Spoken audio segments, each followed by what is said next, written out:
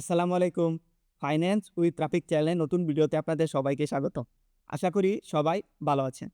দেখতে, দেখতে নির্বাচন চলে আসলো এবং এই নির্বাচনের অপটিমিজম থেকে আমাদের মার্কেট অল্প একটু বেড়েছে। আমাদের market largely retail investor driven market. এই মার্কেটে এরকম নির্বাচনের মতো ইমপ্যাক্ট গুলা অনেক বড় হয়। আমরা এটা দেখার চেষ্টা করব আমাদের এই নিউ গভর্নমেন্ট ঢাকা স্টক এক্সচেঞ্জের সুদিন আনতে পারবে কিনা, আমাদের একটা বুল রান হবে কিনা। যেহেতু আমাদের কাছে টাইম মেশিন নাই, আমরা ফিউচারে যেতে পারবো না।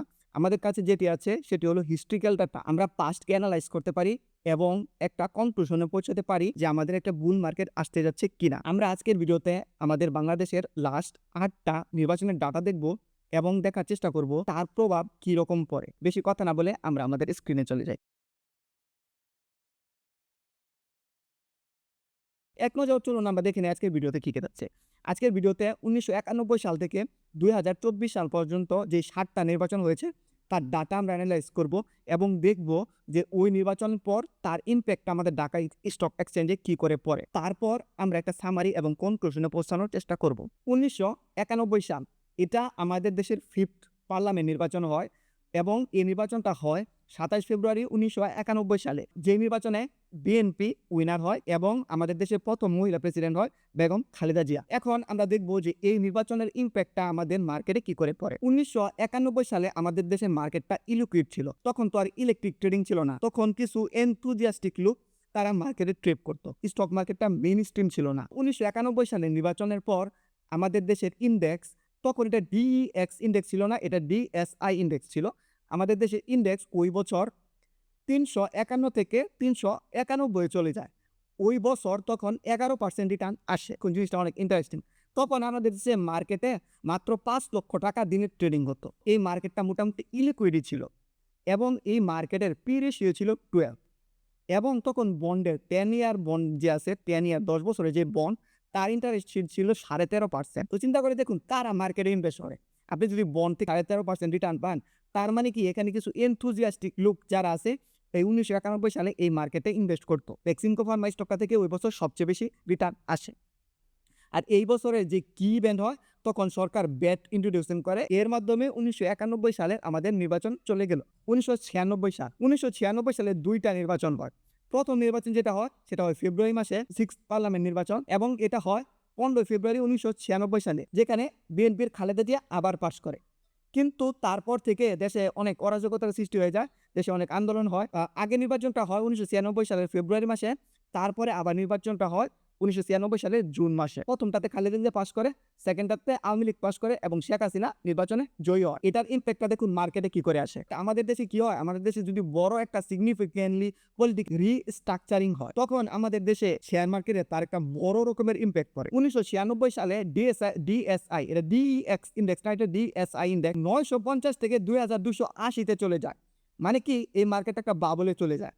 এই মার্কেটটা তখন ওই বছরের ইন্ডেক্স রিটার্নে আসে 140%। ইন্ডিভিজুয়াল স্টকের রিটার্ন অনেক বেশি আসে। টার্নওভার হতো মার্কেটে 10 কোটি টাকা। 96 সালে 10 কোটি টাকা অনেক টাকা। আমাদের একজন দাদা ছিল, উনি চাকরি করতেন, তো উনি সম্ভবত 1996 সালে 300 টাকা বেতন পাইতেন। 1996 সালে এটা অনেক টাকা। পিরেশ হয়ে যে দেখেন 80 তে চলে যায়, এটা বাবেলের একটা লক্ষণ।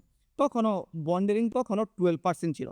এটা মোটামুটি ভালো রকমের বন্ডের ইন্টারেস্ট। এবং ওই বছর সবচেয়ে বেশি যেই রিটার্ন জেনারেট করে সেটা হলো যে সিরামিকের একটা কোম্পানি শাইনপুকুর সিরামিক সেক্টরের একটা স্টক। এর মাধ্যমে আপনারা একটা প্যাটার্ন দেখতে পারেন যে আমাদের বাংলাদেশে যদি কোনো একটা সিগনিফিক্যান্ট পলিটিক্যাল সমস্যা হয় এবং তার থেকে আমরা যদি উঠে আসি, তারপর আমাদের মার্কেট একটা বড় রকমের বুল মার্কেটে চলে যায়। নেক্সট নির্বাচন হয় 2001 সালে।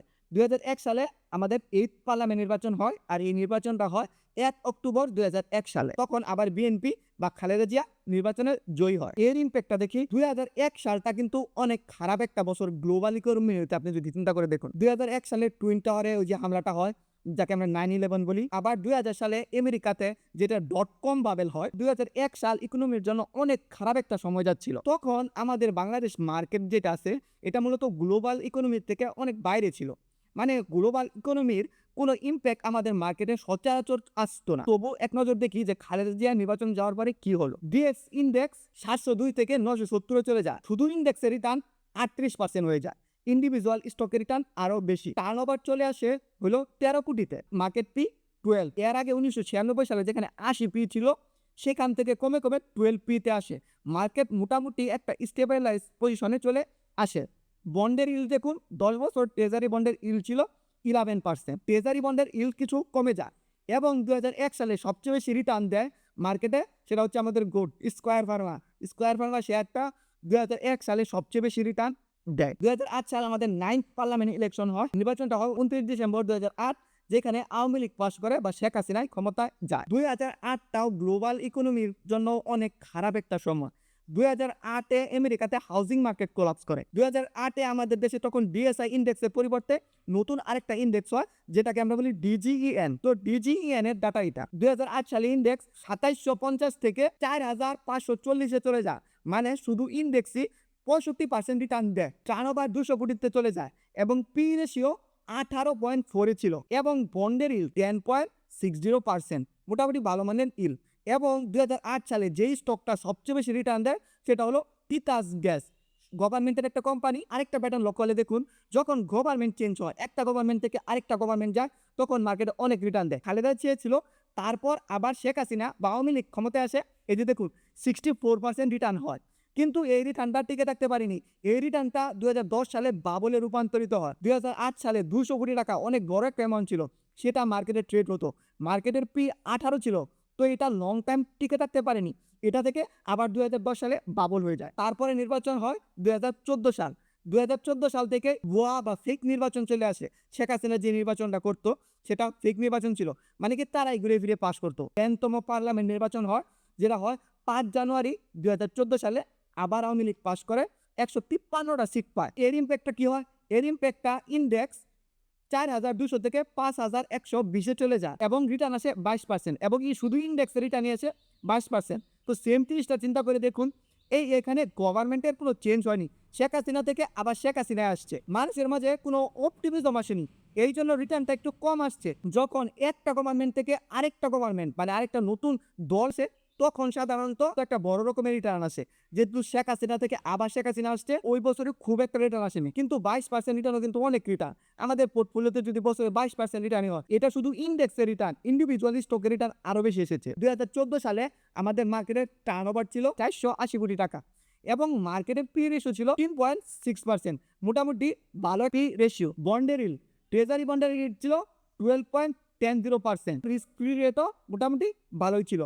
2014 সালে যে স্টকটা সবচেয়ে বেশি রিটার্ন দেয় সেটা হলো এমজিএলবিডি। নেক্সট ইয়ারে যে নির্বাচনটা হয় 2018 সালের নির্বাচন, তখন এই যে এরকম ফেক ভুয়া বা রিগ, তখন তো নির্বাচনটা ওইরকম হতো না, এটা একটা ফেক ভুয়া নির্বাচন। শেখ হাসিনা আবার পাশ করে, এটা হয় সেটা হলো 11th পার্লামেন্ট নির্বাচন এবং এই নির্বাচনটা হয় 30 ডিসেম্বর 2018 সালে।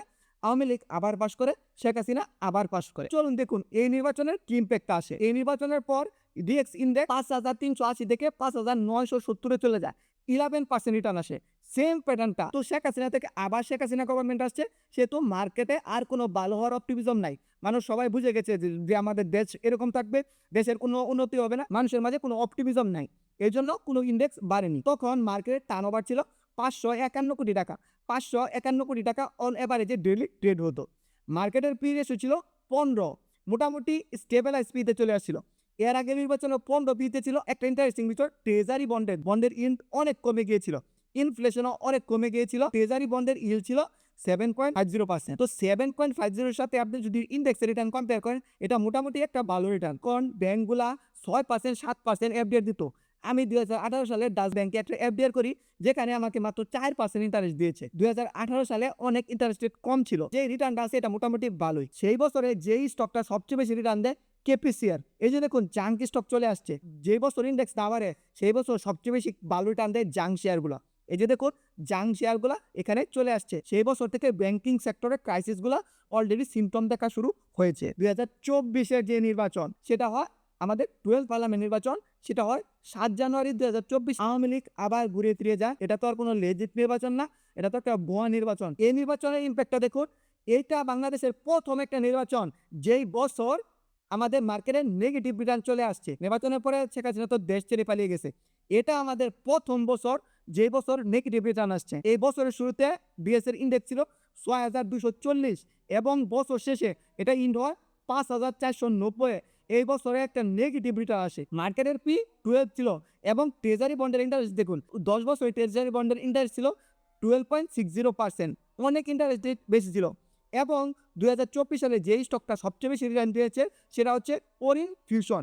এই কথাটা যখন একটা দেশের মার্কেট জেনারেলি ভালো করে না, মার্কেটে ভালো রিটার্ন দেয় না, তখন খারাপ স্টকগুলাই ভালো করে। এর মাধ্যমে আমাদের বাংলাদেশের 7টা নির্বাচনের ডাটা আমরা দেখে নিলাম। একটা কমন প্যাটার্ন এখানে, যখন একটা সরকার থেকে আরেকটা গভর্নমেন্ট আসে তখন রিটার্ন অনেক বেশি হয়। শেখ হাসিনা থেকে যখন খালেদা জিয়া আসছে তখন অনেক রিটার্ন বেশি হয়েছে।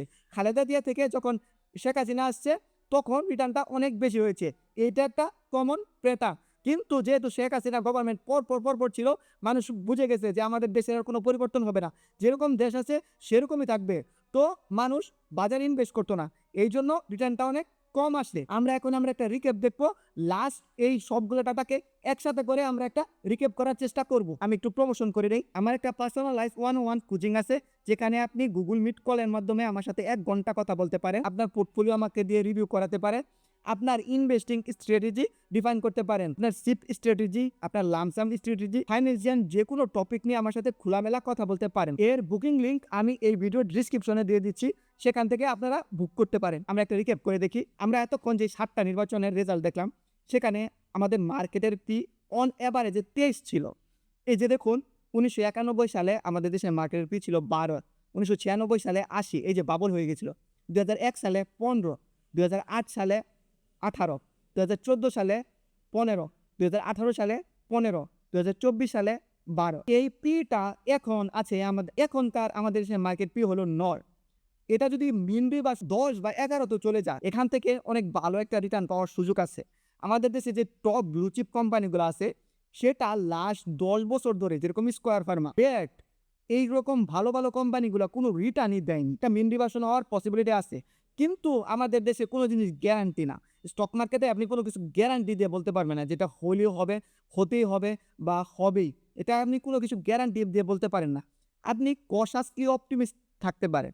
কশাসলি অপটিমিস্টিক কনসেপ্টটা আপনাদের একটু বুঝিয়ে দিই। আপনারা যারা সাইকোলজি অফ মানি এই বইটা পড়েছেন, এই বইয়ে মর্গান হাউসের এই কথাটা বলেছেন। বিল গেটস মাইক্রোসফটের প্রতিষ্ঠাতা যিনি ছিলেন, তার স্বপ্ন ছিল বিশ্বের প্রত্যেকটা মানুষের ঘরে ঘরে একটা করে কম্পিউটার থাকবে। কিন্তু এই স্বপ্নটা দেখেন কত বড়। উনি তখন বেশি বয়সও ছিল না, ওনার তখন 20 বছরের মতো বয়স ছিল। উনি স্বপ্ন দেখতেন বিশ্বের প্রত্যেকটা ঘরে ঘরে একটা করে কম্পিউটার থাকবে। তো উনার স্বপ্নটা তো আজকে পুরা হয়েছে। অত বড় স্বপ্ন দেখার জন্য উনি কি করতেন, উনার যে কোম্পানি ছিল, উনার কোম্পানিতে প্রচুর পরিমাণ রিস্ক নিতেন। কিন্তু উনি কি করতেন, 1 বছর যেন তার কোম্পানি কোনো রেভিনিউ না করলে তার যেন তার কোম্পানির লোকেদের স্যালারি দিতে পারে, সেই পরিমাণ টাকা উনি সবসময় ব্যাংকে জমা রাখতেন। উনি কি ছিলেন, উনি অনেক অপটিমিস্টিক ছিলেন। উনি জানতেন যে উনার কোম্পানিটা সাকসেস হবে, কিন্তু উনি তবুও কি করতেন, একটা বড় রকমের টাকা উনার কাছে জমা রাখতেন। আমরাও সেম কাজটা করতে পারি, আমরা কশাসলি অপটিমিস্টিক থাকতে পারি। আমাদের মার্কেট ভালো হইলে হইতেও পারে, কিন্তু যদি ভালো না হয় তবুও যেন আমাদের বড় রকমের ক্ষতি না হয়, তবুও যেন আমরা ওকে থাকি বা আমাদের কোনো বড় রকমের ক্ষতি না হয়। অন্ততপক্ষে আমাদের মতো যারা ভ্যালু ইনভেস্টর আছি, আমাদের জন্য কশাসলি অপটিমিস্টিক থাকাটাই সব ভালো কাজ হবে। আমার একটা জিনিস যেটা ভয় হয়, সেটা হচ্ছে যেরকম 1996 সালে একটা বাবল হয়ে গেছিল, যেখানে একটা বড় রকমের পলিটিক্স চেঞ্জ হয়, তারপরে একটা বাবল হয়ে যায়। 2008 সালে একটা বড় রকমের পলিটিক্স চেঞ্জ হয়, তারপরে আবার বাবল হয়ে যায়। এখন একটা বড় রকমের পলিটিক্স চেঞ্জ আসতেছে। আমার মতে মার্কেটটা যদি একটা হেলদি রিটার্ন দেয়, সেটা আমার জন্য সবচেয়ে বেশি ভালো হবে। কিন্তু একটা আবার বড় রকমের যদি বাবল হয়, পরে যদি আবার 10 বছর এরকম খারাপ নেক্সট রিটার্ন দেয়, তাহলে কিন্তু ইনভেস্টরদের জন্য অনেক খারাপ হবে। একটা যদি হেলদি রিটার্ন দেয়, যেরকম কোম্পানির আর্নিং তার উপর বেস করে যদি রিটার্ন দেয়, তাহলে আমাদের মতো ইনভেস্টরদের জন্য খুব ভালো হবে। এটাই আমার এক্সপেকটেশন। আপনারা যদি এখন আমার চ্যানেল না সাবস্ক্রাইব করে থাকুন, দয়া করে সাবস্ক্রাইব করুন। এরকম ইনভেস্টিং রিলেটেড কন্টেন্ট রেগুলার আসতে থাকবে। আমাদের কয়েকটা ফেসবুক গ্রুপ আছে, যেখানে আমরা ভ্যালু লং টার্ম ইনভেস্টিং নিয়ে আলোচনা করি, তার লিঙ্ক এই ডিসক্রিপশনে দেওয়া আছে।